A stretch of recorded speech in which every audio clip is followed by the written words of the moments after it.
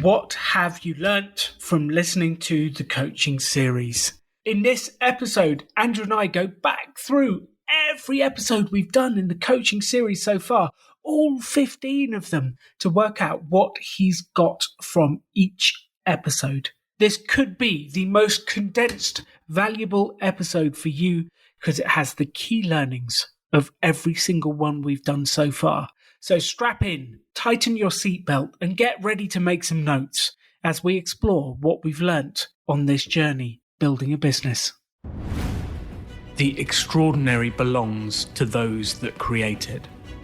Rebelling against business plans and debt, rebelling against what society expects of us to build cool businesses, make money, have fun, and do good. Let's create something extraordinary together. Welcome to the Rebel Entrepreneur. I can't believe we have come so far. It's episode 15 of the coaching series with Andrew Alinda. Welcome back to the show. How are you doing? What's going on? Can you believe we've recorded 15 episodes together? You know, they say time flies when you're having fun, Alan. And considering we've done this during a pandemic, time has truly flown. I've really, really enjoyed this. I can't believe it's 15 episodes deep. And yeah, I've enjoyed every single one. And for those of you listening, can you believe it's been 15 episodes we've done together? And it's really interesting. I'd love to know, I'd love to have every single one of you listening to this on the show to tell us what you learned from these episodes, what you got out of it. Because building a business is a journey. And every time you take a step forwards, something goes wrong, something happens, something changes. You have to learn something to be able to get to the next step. And then you repeat it again and again and again. And we all learn different things. And I'm sure way back when people listened to the first episode we did together, which was 11 ways to monetize your platform, I'm sure people looked at that episode and it gave them ideas and they tested things. And some of it worked, some of it didn't, some of it went crazy. The purpose of this episode is to go through what Andrew has learnt on this journey that we've been on to this 15th episode. And the idea is this will pull out the key messages for you listening to this that you can directly apply to your business. And that's what we want, is you to take these key learnings that we've had along the journey, apply them to your business to make money, have fun, and do good. That's what we want. So that's the plan. Andrew, do you even remember episode 1, 11 ways to monetize your platform? I do. What's good about the longevity of our conversations, Alan, is that now that we're on episode 15, I think this morning, episode 4 just dropped. So it's nice. I've got this loop being closed. As we're producing new episodes, the older episodes are now coming out. So it's so weird. One of the episodes with you, I think episode 4, just dropped this morning. I listened to it about 3 hours ago. So it's really fresh in my mind, actually. I love that. Well, I can't wait to hear about that one. But let's start with number 1, because that actually was your question when you came on the podcast, was how do I monetize my YouTube channel? I've done all this stuff. How do I make money? That was the question. And that's actually a question we get so many times is, I built a blog, I built an Instagram page, I built this. How do I make money? So I'm going to go through a lot of things today, and I think some of these ideas will really resonate with a lot of the people listening to this podcast. When I first reached out to you, it very much felt like it came from a place of imposter syndrome. I had this YouTube channel, right? I knew I was delivering value because people were telling me I was delivering value.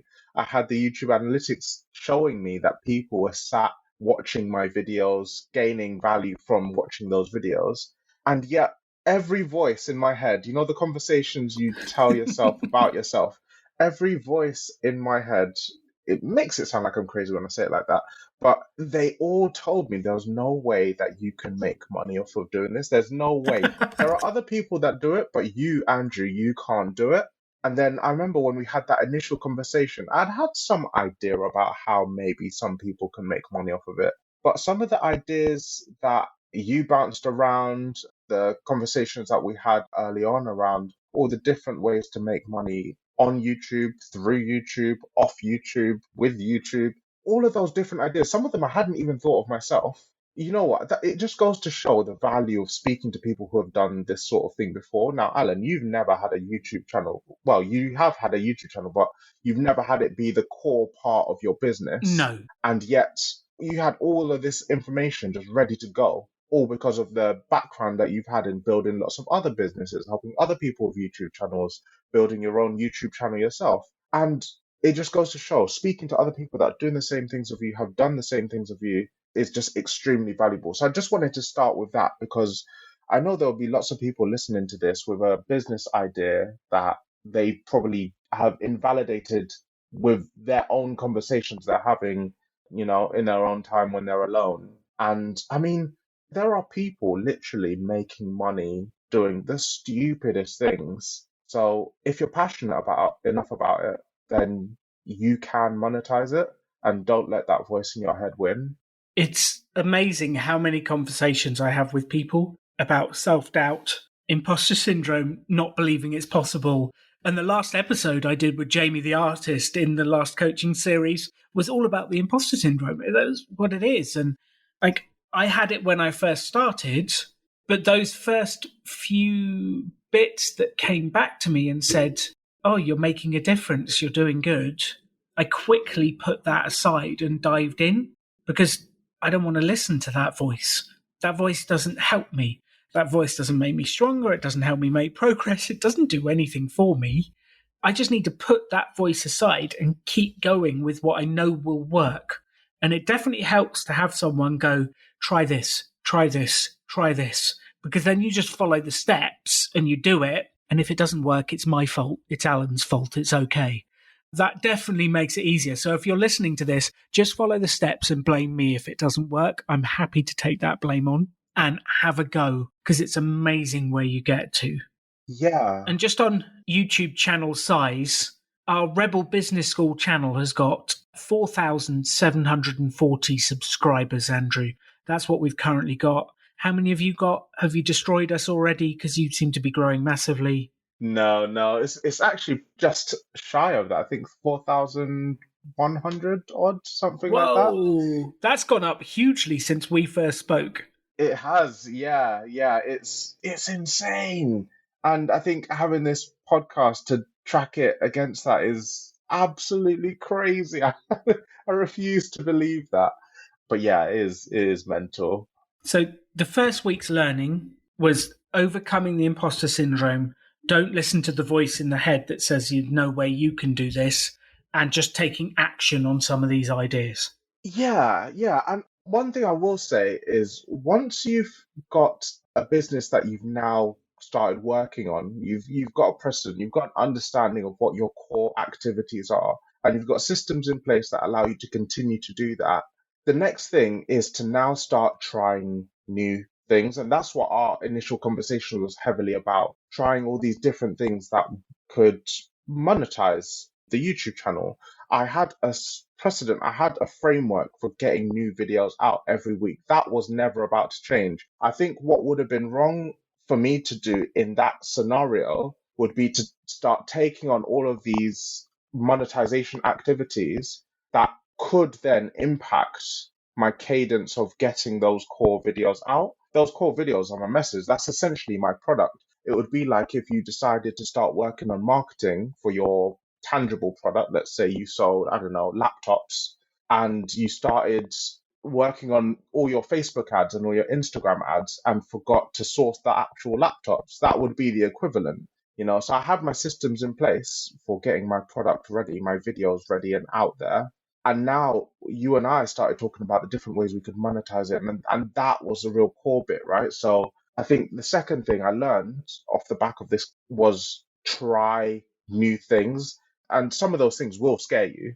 Some of those things will not feel comfortable. If anyone has listened to the earlier episodes, you'll know that there was a lot of fear around some of the ideas that we're talking about. So sending outreach emails, the sort of ideas were flying around that hadn't even crossed my mind yet.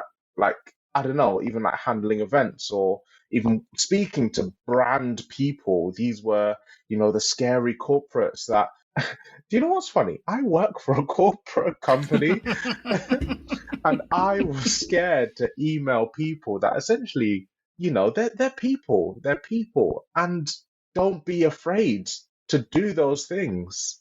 I think that's what we forget is it's people at the other side of this thing. We think of it as we're emailing this giant company, and we're not. We're emailing Dave in the marketing team, or Jane who does promotion, or whoever it is, Jessica that runs the social media team. That's who we're emailing. It's a human that has real goals, real passions, real life, may or may not love their job, may or may not want to escape, may or may not have their own goals, but they're all humans.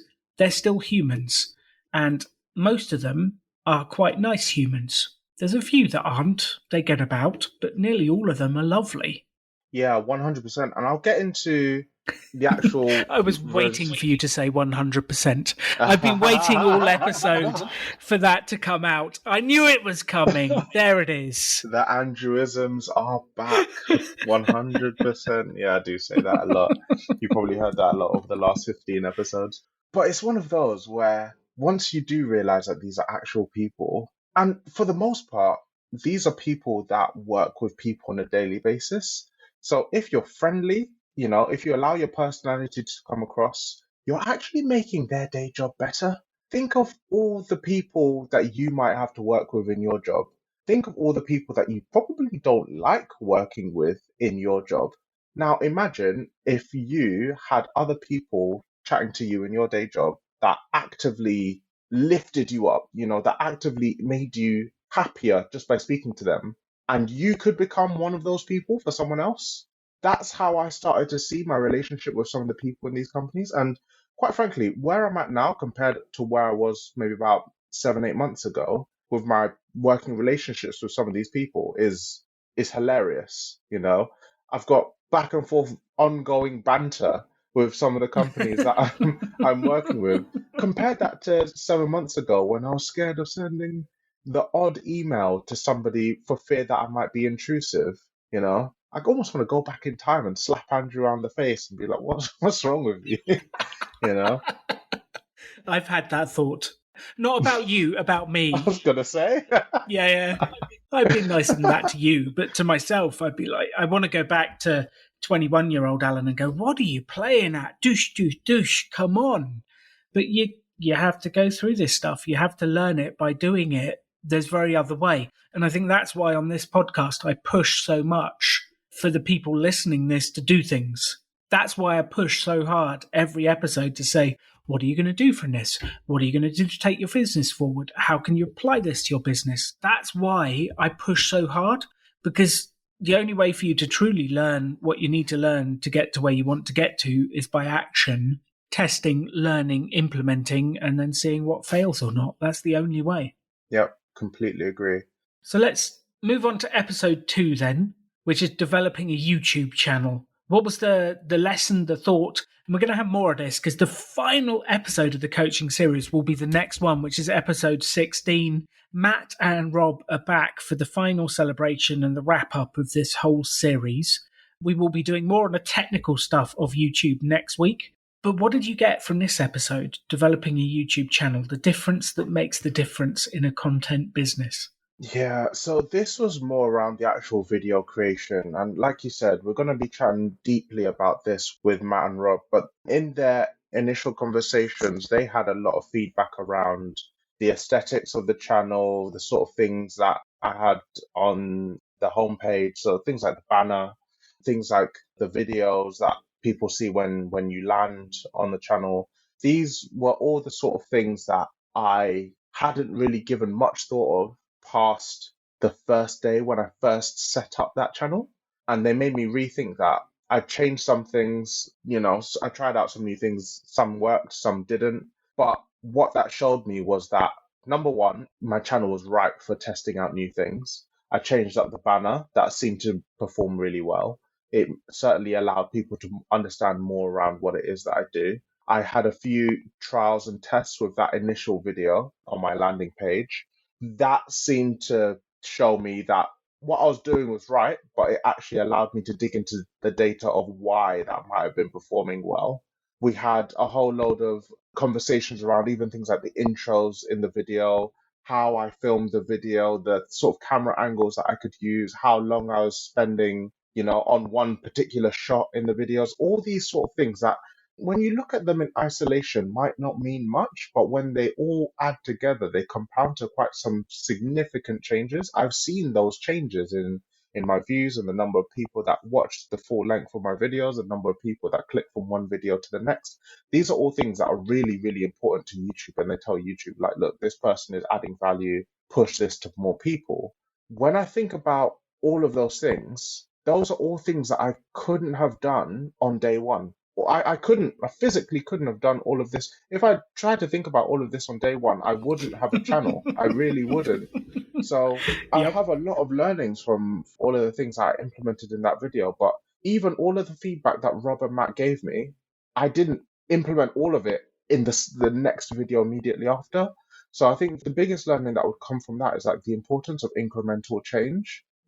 Don't feel overloaded even if you do go and speak to an expert, or I guess in our case, if you're a blogger, if you're a podcaster, if you're a YouTuber, you can literally go and listen and watch and read what the experts are doing. And sometimes it can be intimidating to see what somebody with an older, more substantial podcast, blog, vlog is doing, and it can feel overwhelming. But don't feel you need to do it all in one go, because time is your friend.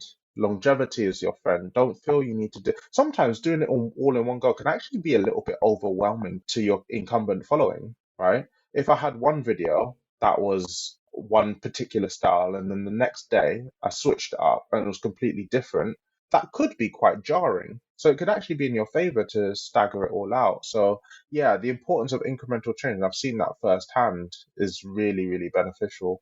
I love that. I love the importance of incremental change. And what I would say to everyone listening is you cannot improve anything until you get version one done. So get version one out there, put it out there. Just don't do what I did in the early days and then just leave version one out there for the next 10 years. Like, make sure you go back and review version one every now and again and change the heading, change the title, improve it gradually. And I think if you're listening to this now, the question I would ask you is, when was the last time you looked at your Facebook page? When was the last time you looked at the header to your Instagram, to your YouTube? When was the last time you reviewed your website? If it has been 6 months, go take a look, make sure it still represents you, tweak it, improve it, and start testing things. Get version one out there and then tweak as you go. So the importance of incremental improvement, which actually brings us on to episode 3, which is marketing, test and measure. Test and measure, which I think I've said so many times on the podcast. Test something, put it out there and see what happens. What did you get out of this episode? Was it that incremental stuff? Was it something else for this one? Yeah, so we've already touched on the testing and the stuff, so I won't repeat myself. But on the marketing, this is when we started to get it more into the sort of things that I think I was more scared to do. So the outreach, I think we spoke about quite a lot in episode 3, and reaching out to brands. And there was a lot of fear around that, specifically with reaching out to, weren't people that I've spoken to before. These are complete strangers to me. And initially, I had messaged a couple of brands. They hadn't replied. So my default was, to go back into my shell and pretend like I hadn't done it and kind of get back on with my life. Naturally, you didn't let that slide. So I think off the back of our conversation, I reached out to a fair few brands, and two of them, the two that I actually have the best relationship right now, are the ones that got back to me, and those relationships have been extremely profitable with relatively little effort on my part. All I've done has been nice, been professional, delivered stuff on time when I said I was going to deliver things on time, and I mean, essentially be myself around them. And that has been extremely valuable. I'm not sure how I could package that into a really easy to understand one liner lesson, but off the back of the outreach and the marketing, the value that I've got off the back of it is these relationships with these companies that I absolutely love. So I've got the motivational aspect of it, working in the way that I want to be working on my passion project that is actually bringing in money for me. And then we've got the value that it leads to when they share something that I've done, that snowballs how many people can see the value that I'm putting out. It's not just me driving that with my marketing and outreach, it's leveraging another huge brand as well. So, yeah, that's my 2 cents on that. The one thing I would say to everyone listening to this is nothing happens until you reach out. You have to send the email, you have to make the phone call, you have to do it. Nothing happens unless you do it. So stop listening, go send some emails, make a phone call, do stuff. Nothing happens unless you do it. And if you do it and you take action, you follow through. My wife and I repeat this to ourselves regularly. There's actually quite a low bar for success in life. And the bar is be nice, be humble, show up on time, do what you say you will, deliver. And if you can't, ring someone and tell them and apologize. Like, there's actually a reasonably low bar for success in life. You've just got to do it. And if we let all the internal negative thoughts and doubts get in our way and we don't do it, it stops us from making the progress we want to make. So just start. Email, ring, be nice, make friends. It is unbelievable what those things have as inner power to help you be successful. Unbelievable. So let's move on to episode 4, which you saw the shining light of your own brand of Andrew and Linda clothing. And you were thinking of buying 5,000 t-shirts and having them shipped from China. And then we had a discussion. Tell us what you learned from that episode, Mr. Alinda. Yeah, so this is what happens when you take someone who has a tendency to stay within their shell and you snowball their success a little bit, and then they might go overboard the other way. They might avalanche the other way, right? So around this time, around the time episode 5 came out, I think I'd just got monetized on YouTube. So I was starting to see a few pennies trickle through. So my mindset was, well, this is great. I'm monetized. I made $20, I'm the richest man in Babylon. And then the idea came to me of, t-shirts. This is great. I could sell t-shirts. How much are t-shirts? Okay. I have to buy them in bulk. I could do that. I've got a big garage, you know. And it's funny how quick I went from, that imposter syndrome to, oh, now I'm going to turn my garage into a warehouse. I can't even visualize how I got from one step to the next, but it happened very quickly. And I can imagine that is a slippery slope because I was ready to hit purchase on a big order of some of these t-shirts. And what's interesting was, number one, off the back of the conversation with Matt and Rob, they first of all introduced me to a bunch of companies that I'm actually in conversations with at the moment still around you can sell the shirt and then they fulfill the order. So you don't end Yes. up with a garage full of products. But before I get to that, the first lesson off the back of it was don't feel you have to actually create a whole bunch of inventory first before you can even sell something. I think that's the default. If you think of anybody starting up a shop or a clothing site or most products in today's day and age, to be honest, it almost doesn't make sense for you to hold inventory. It really doesn't. There might be cases out there for it elsewhere, but my default of thinking, okay, I'm going to have to stock up my garage with a whole bunch of these t-shirts when I had zero proof of concept that this was even something that would work or make me money is my business's equivalent of putting, the house up as collateral against the business. That was my equivalent. It was a microcosm of it, but that was essentially what I was going to do. And it took somebody playing it back to me to go, wait a minute, there's a more efficient way of doing this. So that was the first lesson. Then the second lesson was, you know what, there are businesses out there that will fulfill upon customers actually handing you the money first. Reach out to these businesses, find out what they do, find out what their customer services are like, do your due diligence, but there are businesses out that will support you in doing that. And then The third thing, which was the bit that I derived a lot of value from, was speak to your actual potential customers. Because that's the one bit that I hadn't done at that point. And, off the back of my conversation with you, Matt, and Rob, I actually ended up doing a survey that I actually don't think I shared on this podcast, the results of which, but I'll share, make sure I share that today. Basically, your feedback was go out, speak to them. What do they want? And I actually did a survey, and the number of people that would actually be willing to buy a shirt. Now, it's interesting with feedback like that. Most people's feedback is usually, yeah, I'll buy the shirt. And then you put the shirt up for sale, as an example, and that's when you really need to understand whether people are going to do it.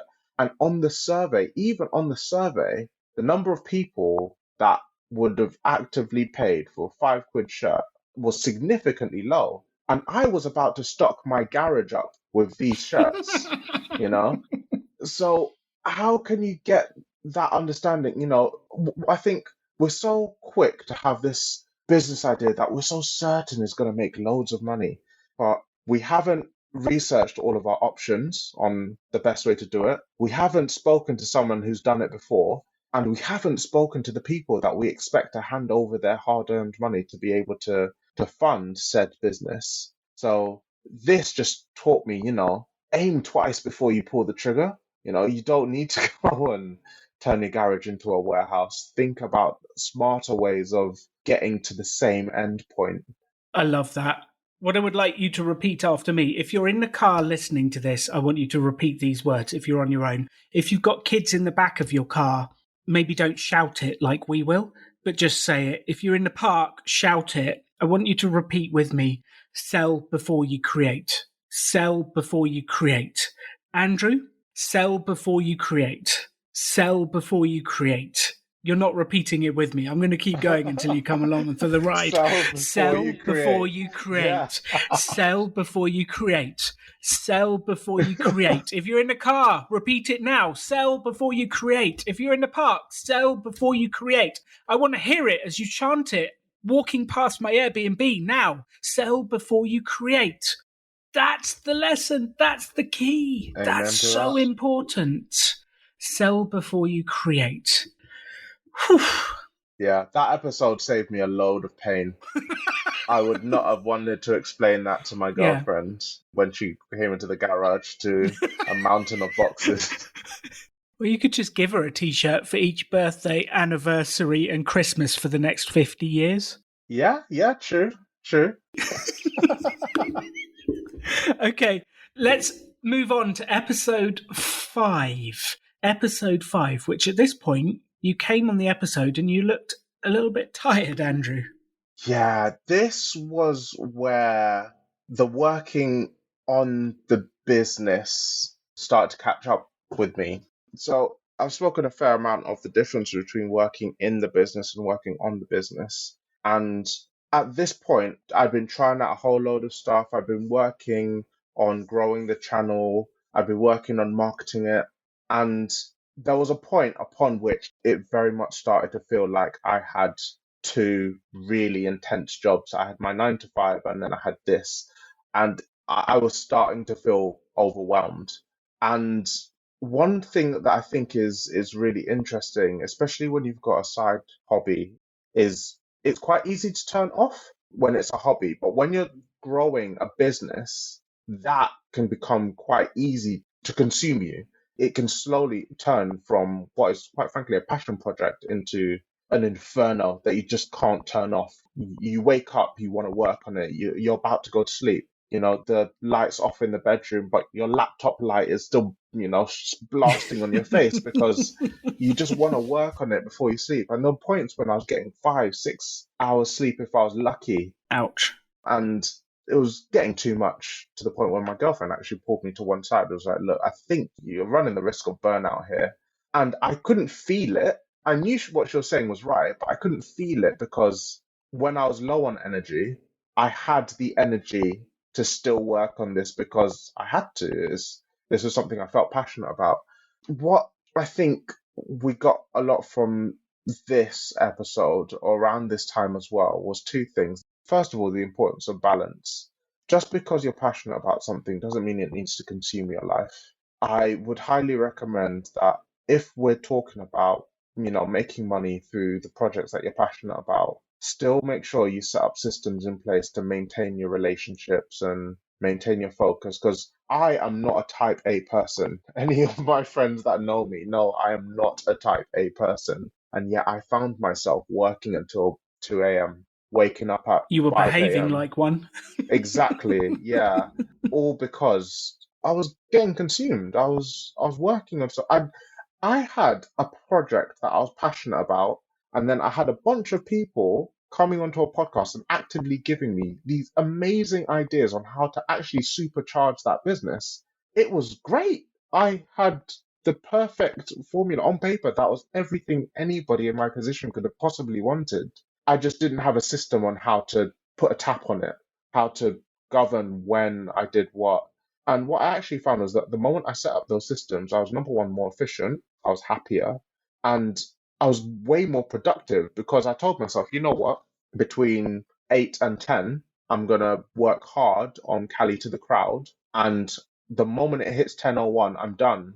And that forces me to make those 2 hours as productive as possible. It wasn't now working on Cali to the crowd and then replying to a couple of texts for a couple of minutes and then working while also watching Netflix and then working, you know, the sort of work that isn't as efficient because it's kind of just you can just keep it going. And that was the dangerous work that I was doing that wasn't allowing me to sleep. And, Yes. me and my girlfriend were working from home and yet it felt like I wasn't seeing her.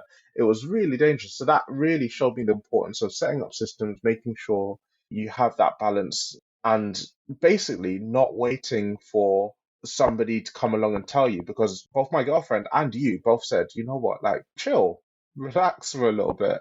Things are going well. Just chill. I think I remember telling you to go out for a Nando's. Yeah. That was the direct thing that we wanted you to do after that episode. And I think if you're listening to this and you're feeling overwhelmed and you feel like you're working continuously, take a break. Like just take a break. We all need a break every now and again. And the thing that I've had to learn over the years is if I'm feeling overwhelmed and I take a break, I will be more productive afterwards. So actually, I'm doing it because it makes me feel good. I will produce more and I will be able to keep going longer. So everyone wins from that. Everyone wins. Which then brings us on to episode 6. And you'd started to see some traction on the income. You'd started to make some journey. What did you get out of episode 6? What was the lesson? Yeah, so this was essentially my proof. This was my definitive proof that there is something here. It's nice to get comments telling you, how much people love your videos. That I cannot stress is extremely fulfilling for anyone that has created content. When somebody comes up to you and says, you produce X piece of content, here's how it affected my life in a positive way, you don't get much feelings that can trump that, but you can't pay the bills with those feelings, you know? And when you start to see the work that you've put in making money, that hit me in a very different way because I even up until that point, despite all the conversations we'd had, the idea of having, I think at that sort of time we literally just crossed around getting the first $100 from YouTube.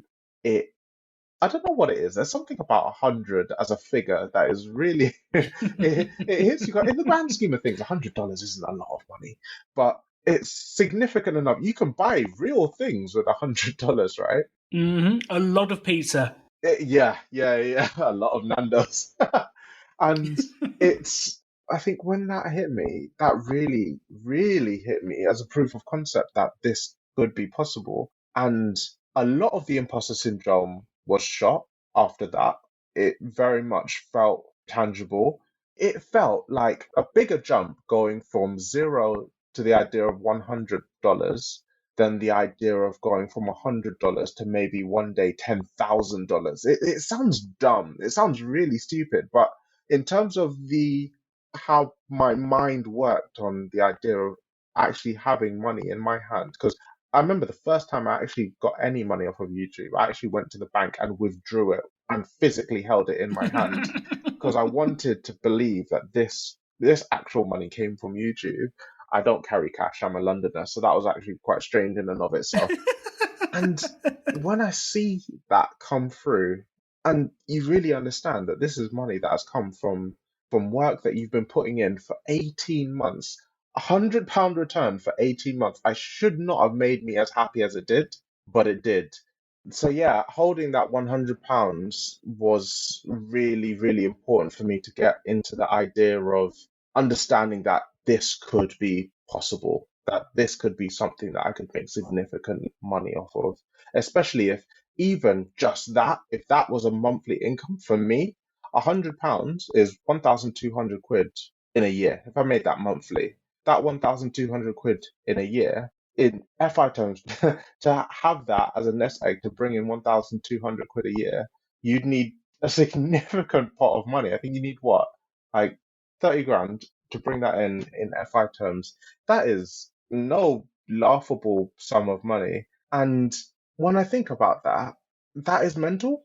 Every £100 I earn from YouTube, every additional £100, that's 30 grand less that I need to have in an FI pot. And ideally, if this is a side hustle, you've got your income from your job that will pay all your bills, and you can put this directly into investments. And that's going to accelerate your journey towards where you want to get to, which is phenomenal.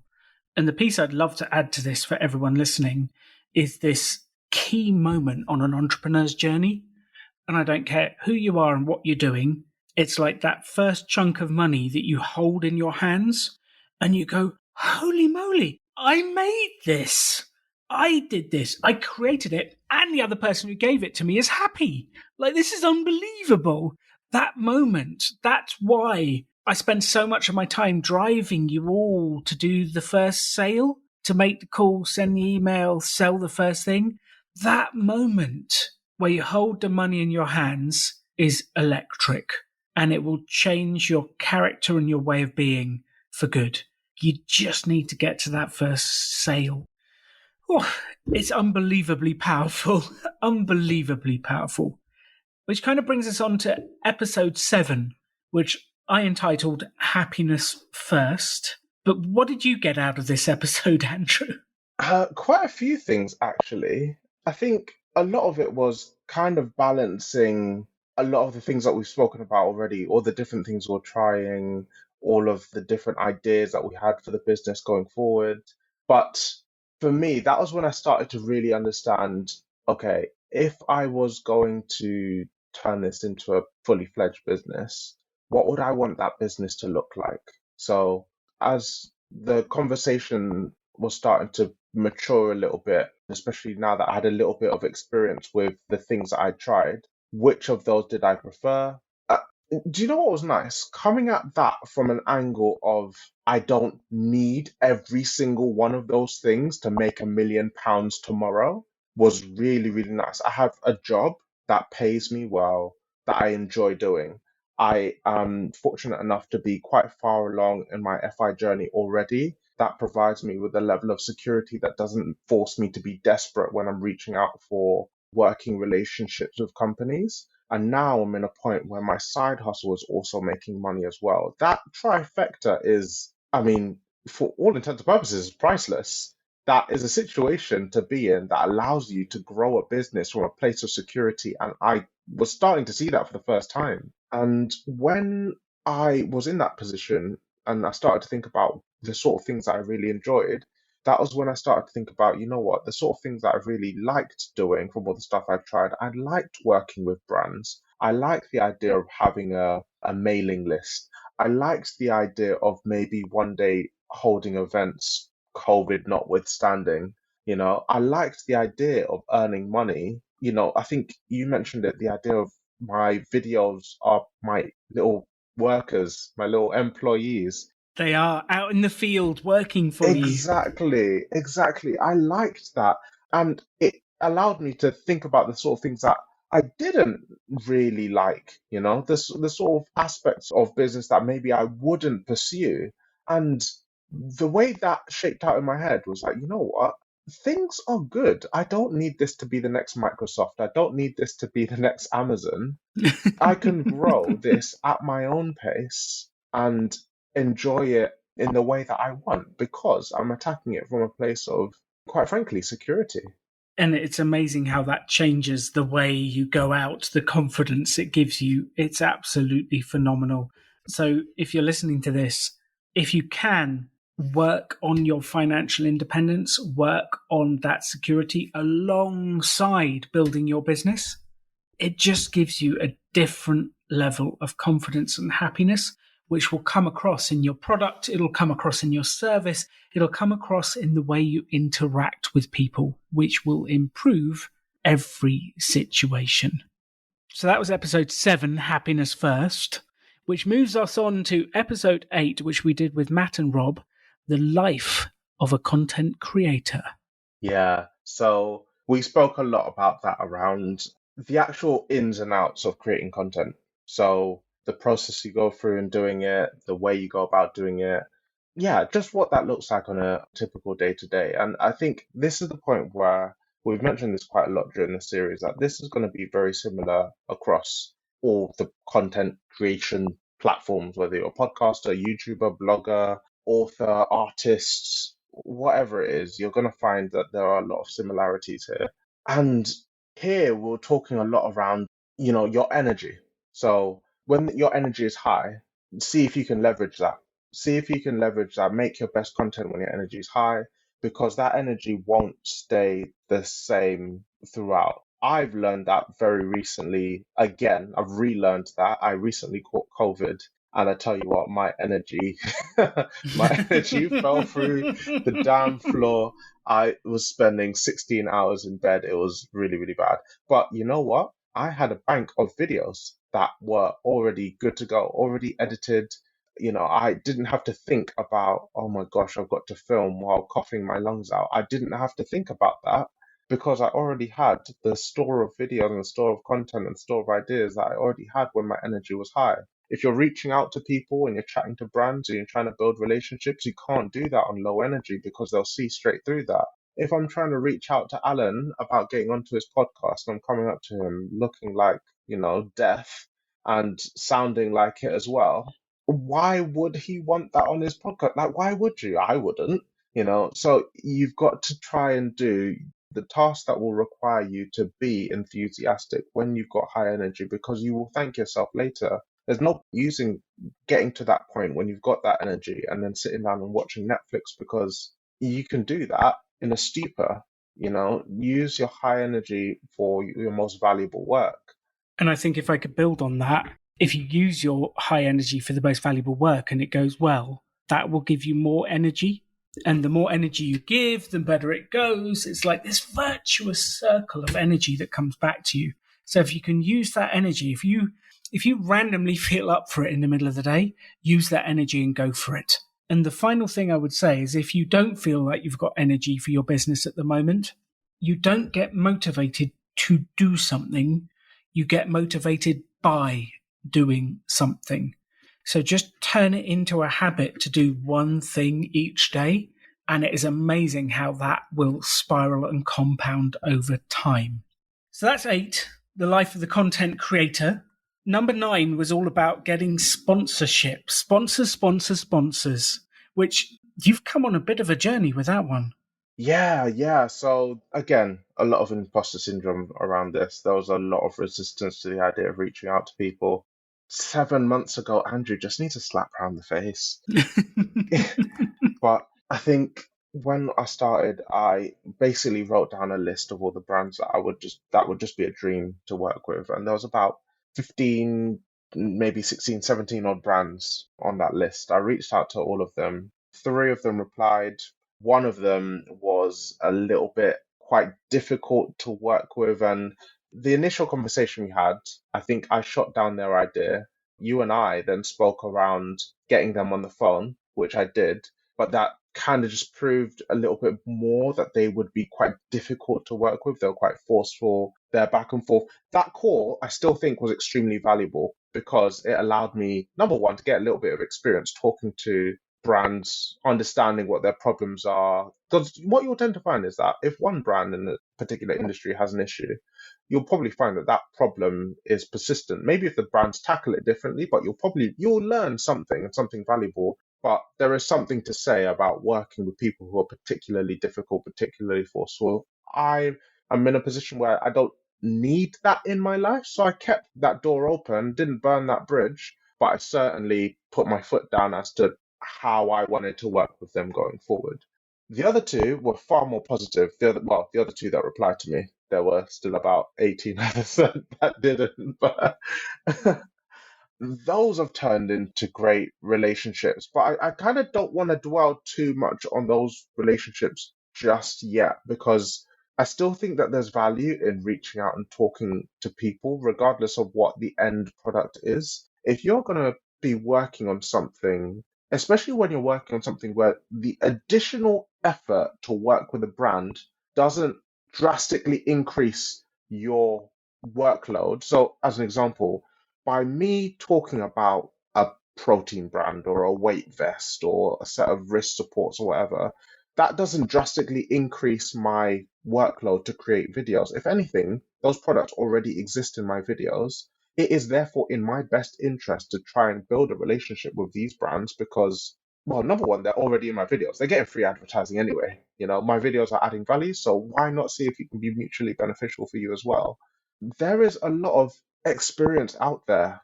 These are brands that do this on a daily basis. These are brands who have marketing goals. These are people working for these companies that have individual goals as well. Talking to them, you will get value. Regardless of how that conversation goes, you will get value from doing it. Don't feel fear around doing it as I did. I had a lot of hesitation around being pushy. I sent one email, they didn't reply. I didn't think of it in a way that, oh, well, they probably get 100 emails a day and don't reply to them all or don't read them all. I didn't think of that. I kind of thought, oh, well, they must have seen my email. They must not have liked it. I'm going to carry on with the rest of my life. And, you know, talking to these people is extremely valuable. So just do it. Get on the phone, speak to them, and you'll find yourself probably learning loads from it, like in any way, shape, or form that they get back to you. Yeah, if you can get on the phone, ask questions, learn about them, it's unbelievable the value you can glean out of a few of those conversations, which enables you to talk to more people in a better way. And yeah, make the calls. Make the calls. That's it. Yeah, and I had a lot of fear around getting on the phone to some of these people that I was speaking to. And what I tended to find as well is that there was a lot of apprehension actually on their side to get on the phone too. Hmm. Yeah, it's something I noticed quite a lot. So one thing I did when I was reaching out to them, especially if the initial conversation was over email, was giving them exactly, specifically what we chat about on the phone in advance. That allowed them to be more confident around what we were going to speak about. It allowed them to speak to me on the phone from a place of preparation. This was whenever my conversation with them initially started on email. So usually that meant I couldn't find a specific number, but I still wanted to have that voice or screen to screen conversation. And yeah, like I said, I found that there was a lot more positive energy around a phone call once I prepped them in advance. I'm not sure if that's been something you've seen yourself, Alan. If you can't get someone on the phone, trying to see if you can, well, what techniques you use to get them on the phone if they're reluctant to do that. I'm a big fan of an agenda. Like if someone says to me, here's what I want to talk to you about and here's all the points, I'm like, okay, I can deal with that. For me, the secret to getting people on the phone is to set the date and time and to be as closey as possible at that point. Like we've discovered we've got value, we discovered we want to speak to each other. Let's set a date and time. Can you do this day or this day? Or use a tool like Calendly where they can book into your diary or whatever it is. But you just need the date and time. You've just got to get someone to commit for that and just keep asking for it. You just have to get commitment to the date and time. If you've got their phone number, don't give them an option, just ring them. If you have to go via email first, then it is all about the date and time. So, to the people listening to this, if there's someone you want to get on the phone, don't ever leave an email with, let's chat soon, or I hope we connect. Don't do that. Just do, can you speak Friday the 13th at this time? Can you speak Tuesday the 12th at this time? Or can you speak this day at this time? Which one works best? Done. Then send them a calendar invite. Like, that's how corporate world works, is calendar invites, dates, times, and links to a Zoom call, links to whatever. Get them in the diary. That's the only way you get to speak to me as well. I'm rubbish at anything else. So that's episode 9. Episode 10 is advanced YouTube, which we're actually going to save for the next episode when we've got Matt and Rob back with us. So we're going to skip over that one. Tune in next episode if you want to hear that one. Episode 11, we had Andrew McDonald from Locally Links on, all about affiliate income. You gave us an update last episode that it had worked and you'd gone from never making any money with affiliates to making a bit. What's happened since, and what was your biggest takeaway? Yeah, that was really fun. First of all, because there were two Andrews, well, three Andrews technically on the podcast. You had Andrew McDonald, you had me, Andrew Linda, and then you had Andrew the editor. So whenever we made a mistake, we had to reference Andrew the editor to to edit that part of the podcast out. So that was a very, very fun, very interesting episode. On affiliate links, I had just been convinced that they don't work. Up until that point, I was so adamant that affiliate links don't work because here's the point around trying things, right? When you try things, definitely go out, try things, but speak to somebody who's done it before. I cannot stress that enough. Speak to people who have been successful about the thing you're trying. Don't just count on your version of an attempt that hasn't worked and then you discount it forever. Because that was my approach to affiliate links. I'd put a couple of Amazon links on my YouTube channel. They hadn't worked. In fact, they'd worked so badly that Amazon had then closed my Amazon affiliate partner program because they hadn't brought in enough money to keep the account open. So we got chatting to Andrew, and Andrew's had a successful history of affiliate marketing through his YouTube channel. Remind me of his channel name, Alan? Andrew's channel is Tech Team Tech GB. Team GB, that's the one, yeah. And he's made a whole load of money off of recommending digital products to the point where he now has a whole platform called Locally Links, which is really great for actually sourcing all of the different global domains of websites, mainly Amazon, but the global domains of websites into one succinct link. If you're into affiliate links, then this is gold dust, and he does it extremely cost effectively. So he actually didn't push me much towards his platform, Locally Links, but I decided to try it, and I tried it.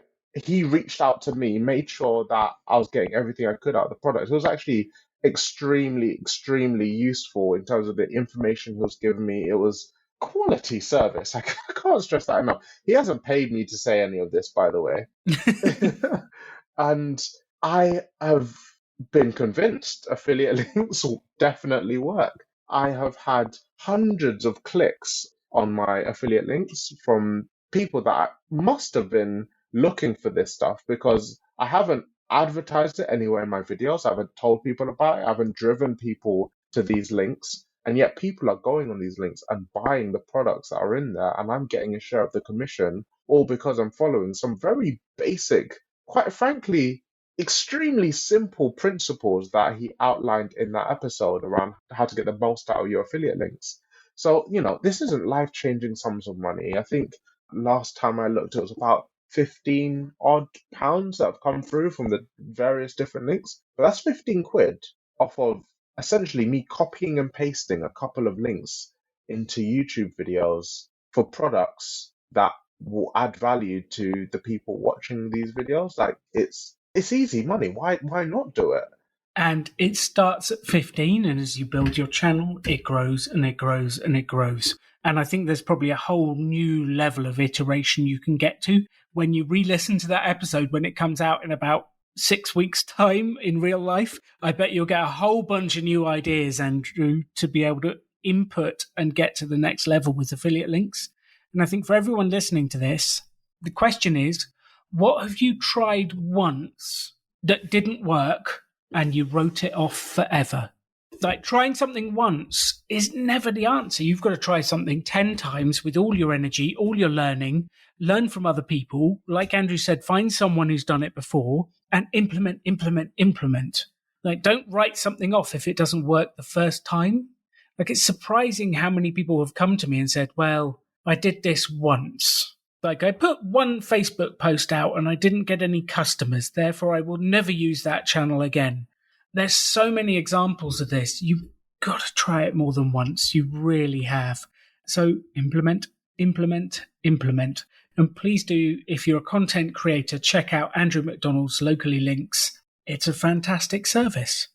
Which brings us on neatly to episode 12, where we had a surprise guest who gate crashed the episode. You were not expecting Mr. Money Mustache to turn up on the show. What did you get out of talking to Mr. Money Mustache, the man himself? Yeah, so after picking my jaw up off the floor, it was an absolute. Yeah, I think I'm still Star Trek now. I was on a podcast with Mr. Money Mustache. That was, my mind was blown. It was so nice just to see how down to earth he is. He really is just like how he comes across in his blog, just the most Mm-hmm. chilled out guy, that you could ever speak to. But most of the conversations that we had on that podcast was around FI and how shaping up a business, whatever business that may be, works alongside FI. We didn't speak too much around the intricacies of it because I think a lot of the people listening, and I guess the three of us in the conversation, understand the mechanics of financial independence quite a lot. It's not too hard to wrap your head around it. But one thing we did speak a lot about was on almost like societal acceptance around FI. So we spoke a fair amount around how friends and family certainly understand FI if they're not engrossed in that culture already. That can sometimes be a little bit of a challenge. We spoke a little bit around how to navigate that when, say, for example, our friends might be resistant to those sort of ideas as well, which is an interesting thing that I've certainly seen. I've seen a lot more the closer and closer I get to FI, actually. And a lot of his feedback was like, you know what, some people aren't going to be ready to hear that message, and you've got to be okay with that. It's something that isn't it isn't always nice because I think a lot of people in the FI world become very evangelical about that idea. You hear that there's this way that you can essentially buy years of your life back with a very simple concept: spend less than you earn and invest the rest. And you want that life for your friends as well, but sometimes they're just not ready to hear that, and you have to be okay with that because it's such a like personal finance, the personal comes first, and some people just need to deal with their own crap before they can even get on board with some of these ideas. And speaking to Pete actually showed that, you know what, in this community, number one, you have a whole load of people with very similar ideas to yourself. I certainly know that I wouldn't have had the opportunity to speak to you, Alan, or Pete, or a whole bunch of other FI people that I've spoken to if I hadn't joined the Facebook group or listened to a certain podcast or reached out to all these people. These are all now friends that align very well with not just my financial ideals, but with a whole load of other life ideals as well. You tend to find that when you align with people from a monetary perspective, there's probably going to be a whole load of other things that you relate to as well. And that conversation was really enlightening. It certainly made me stress less about having to tell my family that maybe one day that, "Oh, okay, this is my job, or this is what I do for a living, or I can live this way because I made X, Y, and Z decision." And I think this is something I've seen a lot, especially with people from immigrant families in the FI community. There's a lot of stigma around, especially second generation immigrants whose parents came to, the UK or the US, and they had to work very hard to bring up their children in this country for their children to then go, yeah, so we're packing up shop. We're FI now. Don't need to do that.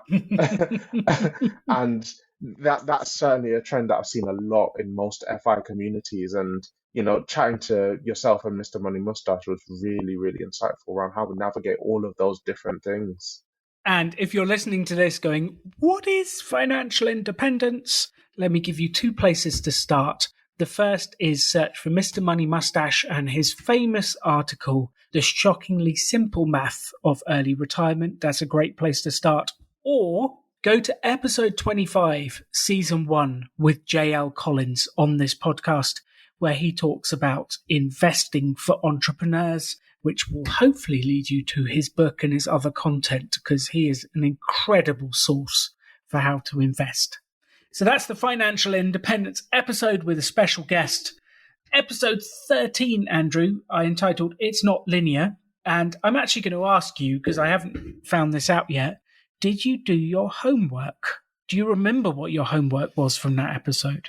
My homework for that, you know what? That was 2 episodes ago, so you'll have to remind me. I'm sure I have done it. I've literally written down, Andrew will send a personal email to everyone on his mailing list to find out how they're getting on, how are their goals going, and how did they find the channel. Oh, Alan, oh, I haven't, but here's the excuse. Oh dear. Here's the I think, excuse. Uh-oh. is this the first time in 15 episodes I haven't done my homework? I think it's the second. It's the second. Not that I keep score on all of these things. What was the first? It was actually in the episode 5, Type A balance, push, push, push. The reason that all started was because you weren't able to do all the homework from the one before. Oh no.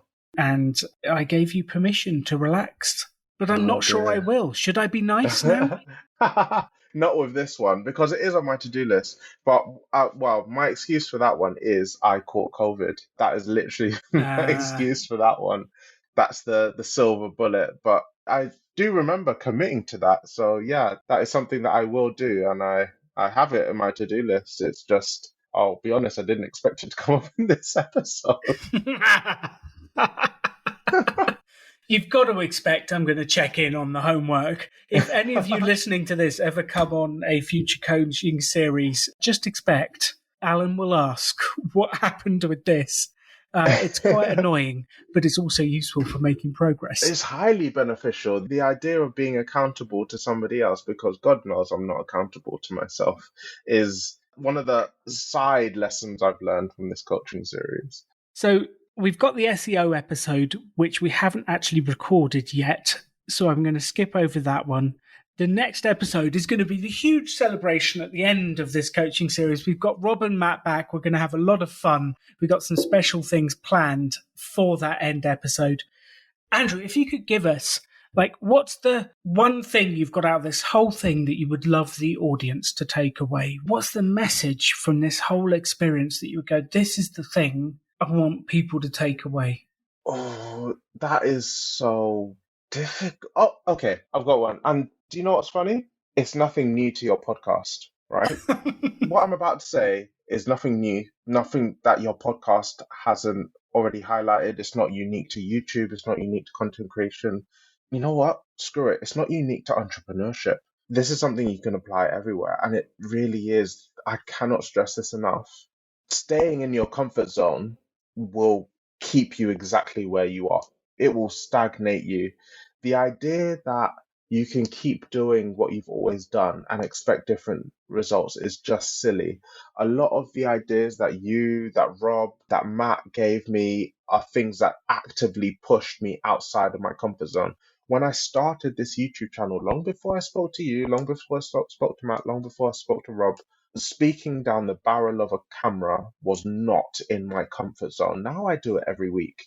The idea of editing a video was not in my comfort zone, and now I do it every week. It's second nature. The idea of doing a podcast without saying 5 ums and ahs and hesitating, that wasn't in my comfort zone. But speaking to you, Alan, has helped me get rid of that. These are all things that you just do. And when you look back on it and you think, you know what, how the hell did I start doing that? Or how did I become good at doing X, Y, and Z? It's because it started from you doing something that wasn't inherently something that you would naturally do. That's how we grow. That's how we progress. That's how we build cool businesses that make us damn money. And it's through doing that that you actually end up doing some of these fantastic things. The results of all of this, it doesn't happen overnight. It's all triggered by you taking a bit of a leap of faith. And it doesn't have to be a huge step out of your comfort zone. I'm not telling you to go and do something extremely crazy that terrifies you. I'm talking about doing something small, trying it once, failing at it, sucking at it, and not having that be the reason you pull the plug on the whole thing. Trying small incremental things that allow you to take little steps out of your comfort zone. And you know what? One technique I found is I do one thing that takes me out of my comfort zone, followed by like three things that I know I'm really good at, you know? That that allows me to reinforce that, you know what, I'm not crap at that one thing I'm trying for the first time, because you know what, here's a whole bunch of stuff I'm really good at. I remember I used to edit videos after coming back from football because I'm quality at football, and then I edit my videos. It'll take me hours to edit videos, but I do it from a place of I've just scored 3 goals today. It's awesome, and I can't stress that enough. Just do things that take you out of your comfort zone. What a fantastic closing message. I will add one item to send you all off with, which is please be nice to current you. Several times in this episode, Andrew has said, if only I could go back to Andrew of 7 months ago, slap him round the chops and tell him to get on with it. But you will be seeing the same thing a year from now. You'll be listening to this podcast going, God, if only I could get to Andrew of now and slap him round the chops. And we all do it. I'm 43 in 7 days' time. 43-year-old Alan wishes he could go back to 30-year-old Alan and tell him, just do this, just do that. Come on, slap him around the chops, get on with it. Like, you're doing the best you can with the thoughts and the resources you have. Just keep learning, stay humble, keep going, and it is unbelievable where you will get to. That learning mindset, where you listen to this podcast, you apply what you learn, you reflect on what happens, and then you do another iteration, that will get you where you want to get to. So be kind to current you. They deserve a bit of tenderness and a bit of love, not just a slap around the face for not having done it yet. Be kind to you, keep going, keep learning, and I know you'll get there. Thank you for listening to the Rebel Entrepreneur Podcast. You can have any life you want to. Choose to build something cool. Choose to take action. Choose to work to make your dreams become reality. Stand out. Be different. Be yourself. Be a rebel entrepreneur.